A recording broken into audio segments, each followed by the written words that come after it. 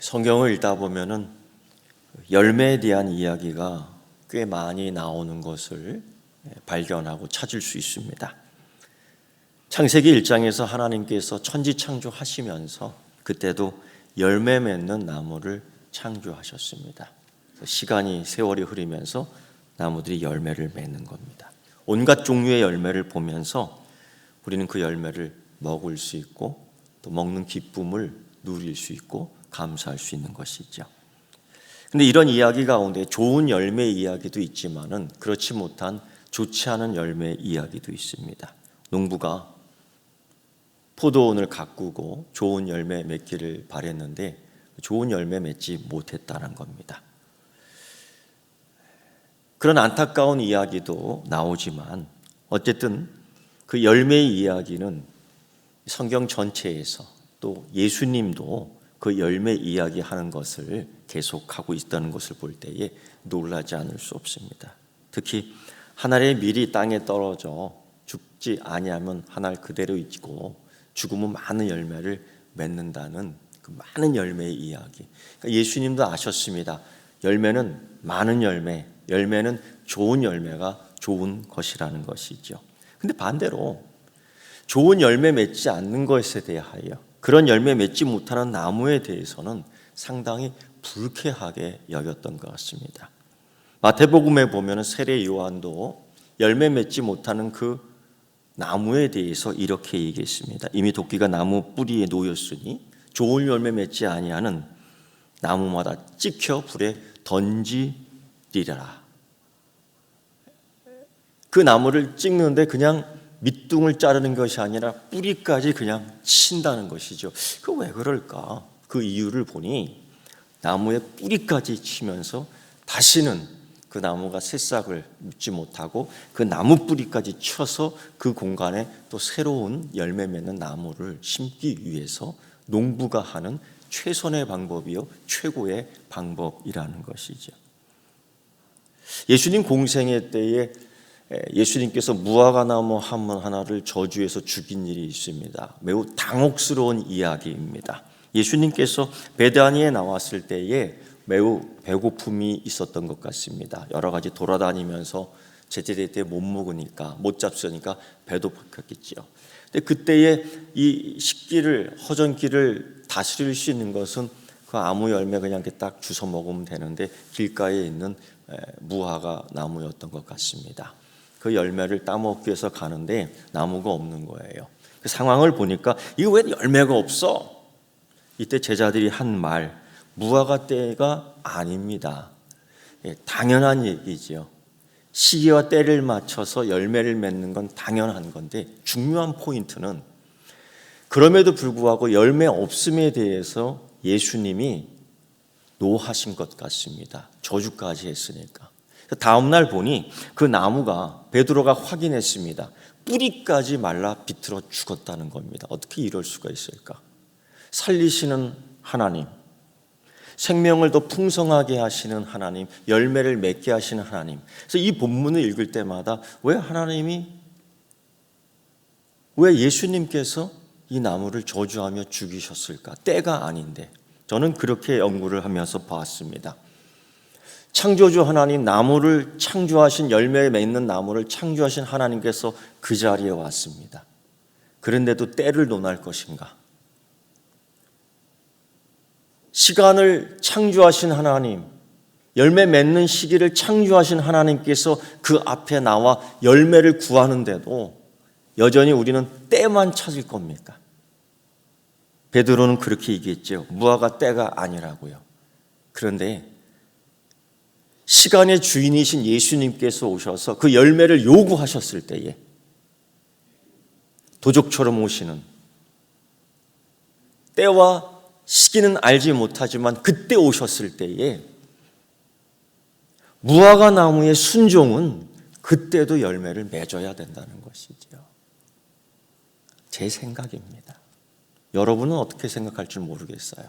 여전히 그 때가 아님에도 불구하고 열매를 요구하시고 그 열매를 결국 저주하시고 말려 죽인 하나님은 너무하신 하나님, 불편한 하나님이 아닌가라고 생각할 수도 있겠지요. 그런 열매의 이야기들이 굉장히 많이 나옵니다. 그런데 오늘 우리가 읽은 본문의 나무 열매의 이야기는 포도나무에 집중되어 있습니다. 예수님께서 이 포도나무의 비유 이야기를 하며 설명해 주는데 아주 놀랄만한 비유 이야기 가운데에 농부가 하나님이고요, 포도나무가 예수님이고요, 그 가지는 제자들입니다. 바로 우리 그리스도인들이죠. 생각해 보십시오. 창조주 하나님 아버지가 농부이신데 과연 그 농사를 잘 지을 수 있을까 없을까? 그 농부이신 하나님께서 농사 지을 때 그 나무를 기르실 때에 과연 실패할까 성공할까? 저는 이렇게 확신합니다. 100% 성공할 거다. 아니 200%, 300% 성공할 것이다. 아니 30배, 60배, 100배로 성공할 것을 저는 믿습니다. 그리고 포도나무는 그 포도나무가 자라게 되면 병도 들 수 있고 바람에 무너질 수 있고 부러질 수도 있겠지만은 예수님이 포도나무신데 그 가지에서는 분명히 열매 맺을 수 있도록 포도나무는 분명히 잘 견디고 활동해 줄 거라는 것을 저는 확신합니다. 여러분들 그렇게 믿습니까? 자신이 없습니까? 여러분, 왜 예수님이 이런 얘기를 해주는지, 그러면서 예수님께서는 무슨 말씀을 계속 강조하시냐면은 포도나무에 그 가지가 붙어 있어야 된다는 겁니다. 그걸 어떻게 표현하면 거하다, 거해야 된다는 것이죠. 오늘 우리가 말씀 가운데 너희가 내 안에 거하고 내 말이 너희 안에 거하면 무엇이든지 원하는 대로 구하라 그리하면 이루리라. 예수님께서는 이 포도나무의 비유를 통해서 거한다는 이야기를, 붙어 있어야 된다는 이야기를 이야기하는데 과연 그 거한다는 것은 어떤 의미일까? 여러분, 그게 어렵지 않은 것입니다. 우리가 흔히 하는 이야기입니다. 믿음대로 산다는 것, 말씀 따라 산다는 것, 그겁니다. 그렇게 될 때에 열매를 맺게 된다는 것이죠. 근데 믿음 따라 살지 않고 말씀 따라 살지 않으면 결국 거하는 게 아닙니다. 열매가 없는 것입니다. 근데 예수님께서는 이 거할 때에 붙어 있을 때에 그리스도인의 삶을 살아갈 때에 그리스도인으로서 삶의 이야기를 만들어 갈 때에 하나님께서는 농부이시기 때문에 열매를 많이 맺게 해주는 축복을 주시는데 그 축복이, 그 은혜가, 그 복이 구체적이 뭔지를 세 가지로 설명하고 있습니다. 첫째가 기도 응답이고요. 둘째가 풍성한 사랑의 은혜, 자라나는 사랑의 은혜고요. 어떠한 상황 가운데서 기뻐하고 감사할 수 있는 축복이 세 번째로 있는 것입니다. 첫째로 우리가 잘 알고 있는 15장 7절 말씀, 아마 우리가 이걸 다 암기하고 있을 거예요. 너희가 내 안에 거하고 내 말이 너희 안에 거하면 무엇이든지 원하는 대로 구하라 그래야만 이루리라. 그런데 이게 굉장히 위험하고 함정이 있는 말씀입니다. 어떤 사람들은 이 말씀을 통해서 자꾸 기도하라고 그럽니다. 무엇이든지 다 이루어 주신다고요. 그래서 심지어 어떤 사람은 이 말씀이 알라딘의 요술 내부처럼 우리가 엽술 쓱쓱쓱 문지르면서 기도하면 다 응답되는 거로 한국 교회는 그렇게 가르쳤던 것 같습니다. 근데 사실 그렇게 기도했지만은 기도 응답이 다 되던가요? 안 됩니다. 기도하는 자라면 기도 응답 4개 있으면 그것이 바라는 소원일 것이 분명합니다. 많은 그리스도인들이 지속적으로 기도하지 못하는 이유 가운데 가장 큰 것은 기도 응답이 안 되기 때문입니다. 그런데 이러한 본문을 뽑아내면서 봐라, 너희가 내 안에 거하고 내 말이 너 안에 거하면 무엇이든지 원하는 대로 구하라 그러면 이루리라는 말씀이 있는데 기도하라. 좋은 소리 같지만은 한국 교회의 가장 큰 위험은 성경 읽기를 할 때에 자기가 마음에 맞는 말씀을 뽑아내서 읽고 거기서 끝난다는 겁니다. 과연 그것이 깨진 유리 조각을 붙들고 기도하면 하나님의 보석으로 바꿔줄까요? 어떤 청소년을 가르치는 지도자는 이렇게 기도했답니다. 이렇게 가르쳤답니다. 이 시간에 우리가 예배드리면은 하나님께서 우리의 지혜를 주셔서 공부 안 해도 장학생으로 만들 줄 믿습니다. 이따위로 가르쳤다는 겁니다. 이게 지금까지 한국 교회의 문제였던 것입니다. 그래서 우리는 지금 욕먹고 있는 것이죠. 여러분, 성경 읽기를 할 때에, 이 말씀을 읽을 때에 왜 예수님이 이 말씀을 여기서 하셨는가를 우리는 말씀과 말씀을 이어가면서 생각해야 됩니다. 이 요한복음 15장의 이 말씀은 특히 이 본문 하나만 띄어내서 읽어서 이해하는 말씀이 아니고 13장, 14장, 15장, 16장, 17장까지 함께 묶어서 읽어야 되는 것입니다. 이게 바른 성경 읽기지요. 그것을 하지 않고 이 말씀만 줘서 하나님이 우리에게 축복해 주셨고 은혜 주셨고 기쁜 소리로 들리지만은 그거는 거짓말이라는 겁니다. 어떤 사람은 그렇게 얘기합니다. 집을 샀더니 하나님이 집값을 3배씩이나 올려줬다고, 그걸 간증을 통해서 유튜브를 통해서 전파하는데 전달력이 끝내줍니다. 과연 그게 하나님의 축복일까요? 그렇다면 그때 집을 못 산 사람은, 그때 집을 못 사서 집값을 올려받지 못한 사람은 축복을 못 받은 걸까요? 그건 아니지 않습니까, 여러분? 그게 아닌 줄 알면서도 한국교회는 그런 것에 열광을 하고 아멘, 아멘을 한다는 것이죠. 과연 그런 성경 읽기가 제대로 된 성경 읽기일까요? 왜 예수님은 기도의 응답을 얘기하고, 왜 예수님은 많은 열매를 이야기하고, 농부가 하나님이고 내가 포도나무이기 때문에 가지에 열매 맺히는 것은 정확하고 분명하고 확실하다는 것을 증거 삼아 이야기하는 걸까요? 예수님은 이전에 요한복음 13장에서 그들의 발을 씻기며 누가 배신할 거고 누가 어떤 일을 할 것인지를 알려줬는데 그만 제자들의 마음은 불안과 염려와 근심으로 가득 찼습니다. 그럼 그 이후에, 십자가 사건 이후에 예수님이 안 계신다면, 예수님이 사라진다면, 예수님이 죽는다면은 우리는 어떻게 될까? 우리는 뭘 해야 될까? 우리는 어떻게 살아야 될까? 굉장한 두려움을 떨고 있었던 이 사건의 현장에서 이 말씀을 해주신 겁니다.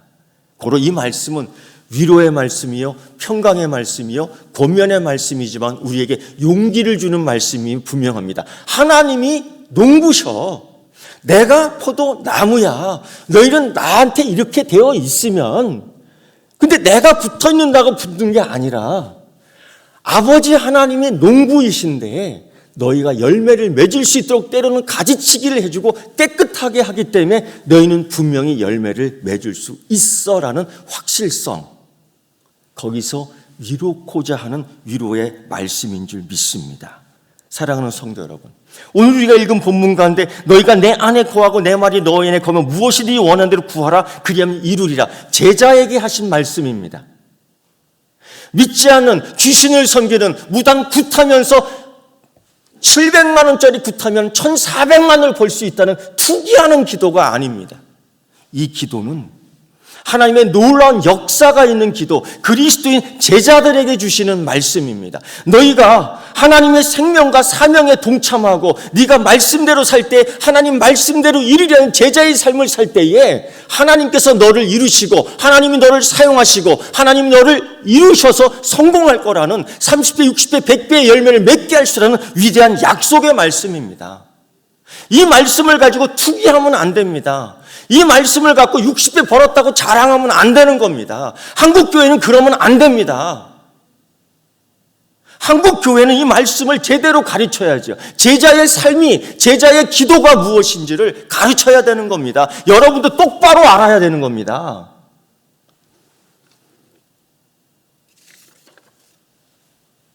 조지 뮬러라는 신앙인을 알 겁니다. 독일 사람입니다. 1800년도에 살았는데요. 이 사람을 기도의 사람이라, 또 5만 번 기도 응답받은 사람이라고 이야기합니다. 맞습니다. 그런데 그는 처음부터 기도했던 사람이 아닙니다. 술 잘 먹고 방탕했고 있는 게 많이 있었던 사람입니다. 아버지가 부자 세무 공무원이었으니까요. 종종 아버지 금고에서 돈을 훔쳐갖고 술 사 먹고 별의별 다 했습니다. 어느 날 술 취한 날 어머니가 돌아가셨죠. 그래서 이놈은 어머니 죽음도 제대로 보지 못한 사람이었습니다. 그런데 그가 그렇게 살다가 어느 날 어떤 기도회에 참석하게 되었습니다. 은혜지요. 그런 사람이 기도에 참석한다는 것 자체가 은혜입니다. 여기서 중생의 체험을 합니다. 여기서 예수님을 인격적으로 만나는데 그때의 삶이 확 변합니다.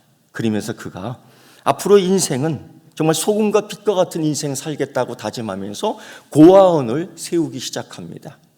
당시에 고아원을 세우면서 가장 어려웠던 것은 경제적 뒷받침입니다. 그들을 먹여야 되지요. 그들을 길러야 되지요. 그들을 재워야 되지요. 그들에게 신발을 줘야지요. 그들에게 옷들을 줘야지요.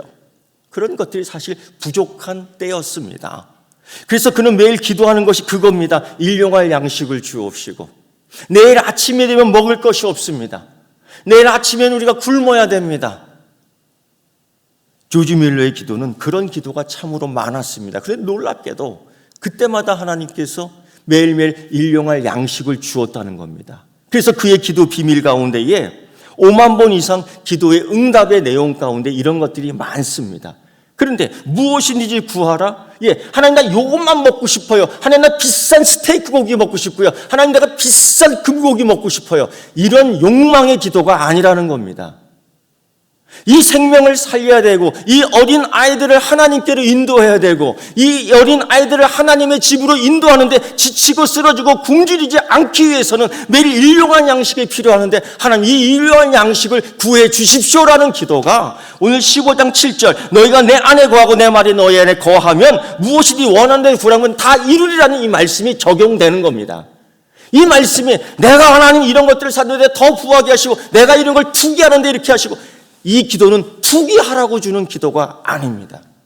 이 하나님은 예수님께서 이 포도나무에 축복으로 오르주신 말씀입니다. 기도의 응답. 여러분 이 한국교회가 우리 교회가 이제 93년 됐는데요. 어떤 기도로 이 한국교회를 리더해야 될까?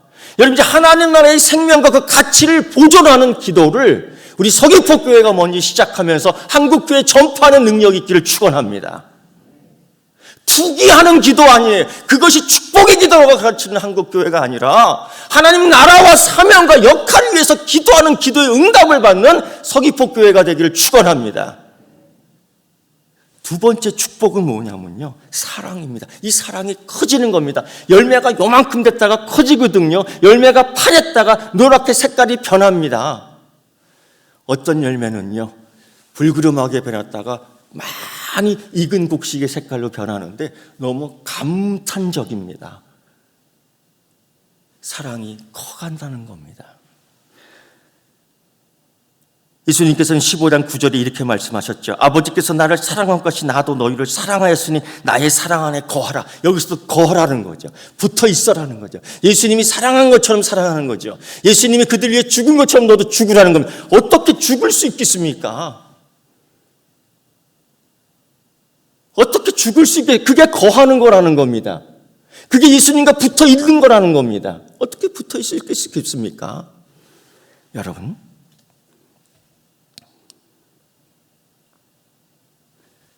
우리는 매년 이맘쯤 되면은 사랑의 난방 창고를 합니다. 그 사랑의 난방 창고를 통해서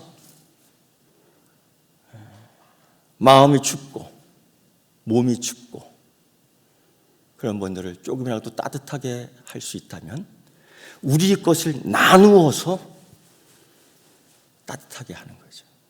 내가 조금 덜 먹고 절대로 남아서 풍부해서 하는 건 아닙니다. 이게 사랑을 나눈다는 겁니다. 그런데 여러분 일찍이 경험해서 다 알고 있겠지만은 나눴다고 해서 내가 추워집니까? 나눴다고 해서 내가 배고파집니까? 나눴다고 해서 내가 영양실조에 걸렸습니까? 아니에요. 사랑은 나누는 것이라고, 사랑은 쪼개는 것이라고, 그럴 때마다 더 풍성해진다고 하나님은 약속하셨는데 그 사랑의 열매, 그것이 내 목숨을 나누는 것입니다. 내 것을 나누는 것이 목숨을, 생명을 나누는 것입니다. 못 먹는 거 주는 게 아닙니다. 안 쓰는 거 주는 게 아닙니다. 내게 있어서 나에게도 중요한 것, 내게도 따뜻하게 할 수 있는 것, 내게도 배불리게 할 수 있는 것들을 나누는 것입니다. 이것이 축복이에요.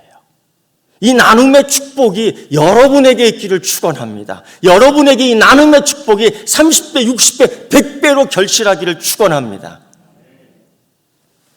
아는 사람만 나눠주고요. 모르는 사람은 주지도 않고요. 교회의 구조가 그래서는 안 되겠죠. 내가 나누고 내가 함께하는 것들이 교회 안에서만 이루어지면 안 되겠지요. 내가 몰라도.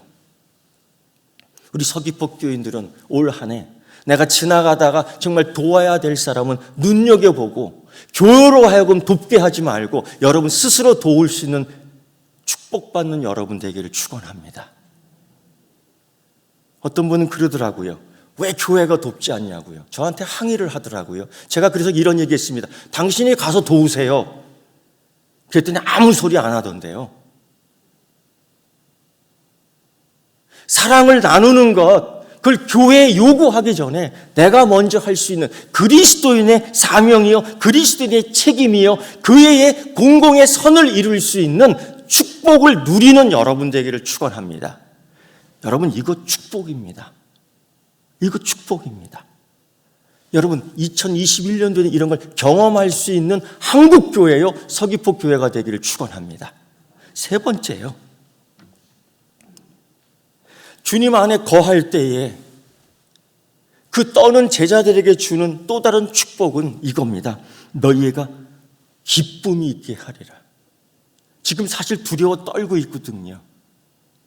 지금 예수님의 제자가 된다는 걸 후회하는 제자들도 있습니다.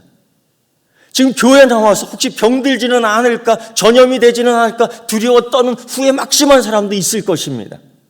이러한 때에 예수님께서는 그러한 제자들에게 기쁨의 열매를 주겠다는 겁니다. 저절로 만들어지는 건 아닙니다. 하나님이 주시는 또 다른 은혜입니다. 사도 바울은 데살로니가서 5장 16절에 이렇게 말씀하셨죠. 항상 기뻐하라.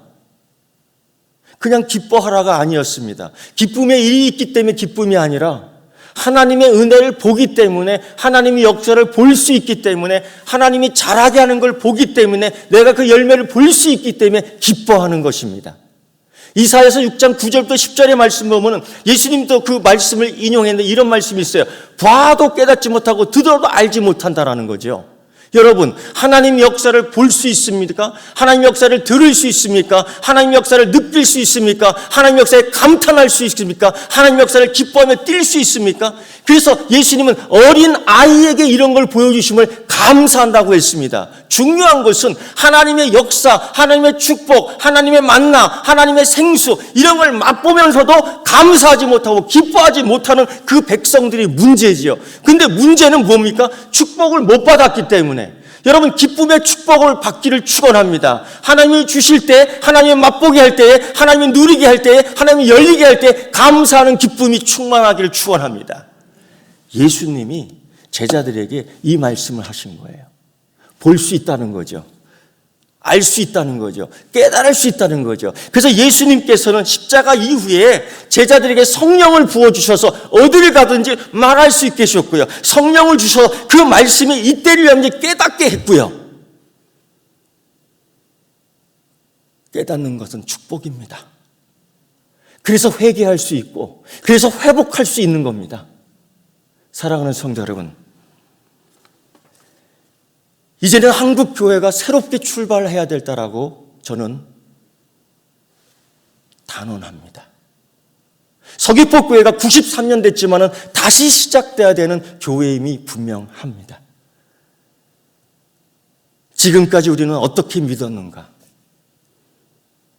한국 교회는 왜 이 사회 속에서 욕먹는 종교단체가 되었는가? 기도를 투기로 가르치니까, 사랑을 자기의 유익만으로 쓰게 하니까, 기쁨은 나만을 만족시키는 교회가 되게 하니까, 여러분, 가장 중요한 것은 이제는 내 믿음이 나 하나로 족하는 것이 아니라 사회 전체를 아우를 수 있는 공공의 축복으로, 공공의 나눔으로 이루어지는 교회 되게 해야 될 줄 믿습니다.